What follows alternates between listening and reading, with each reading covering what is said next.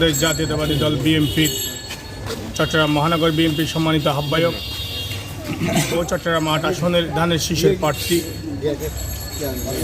আলহাজ এরশাদুল্লাহ ভাই সন্ত্রাসী হামলায় আহত হওয়ায় এবং আজকে তিনি চিকিৎসাধীন অবস্থায় ঢাকায় আছেন। আমরা সবাই ওনার সুস্থতা কামনা করছি।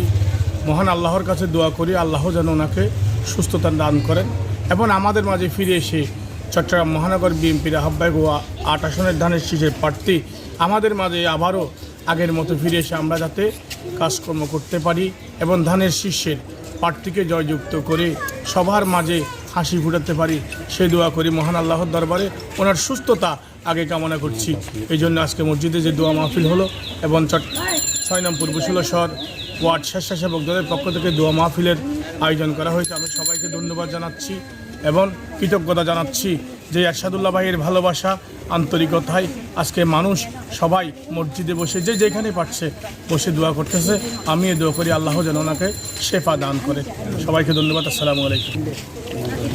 টাঙ্গা থানা স্বেচ্ছাসেবক দলের উদ্যোগে আমি টাঙ্গা থানা স্বেচ্ছাসেবক দলের সদস্য সচিব হিসেবে আমি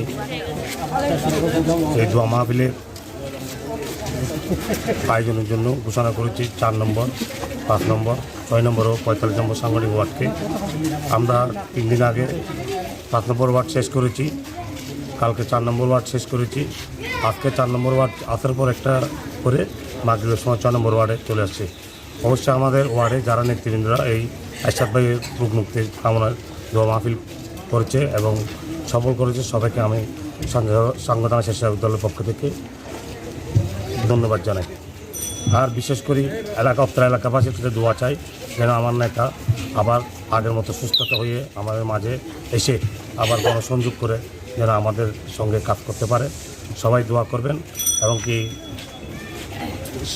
যারা ৮ আসনের জনগণ আমাদের নেতা কর্মী আছে সবাই দোয়া করবেন।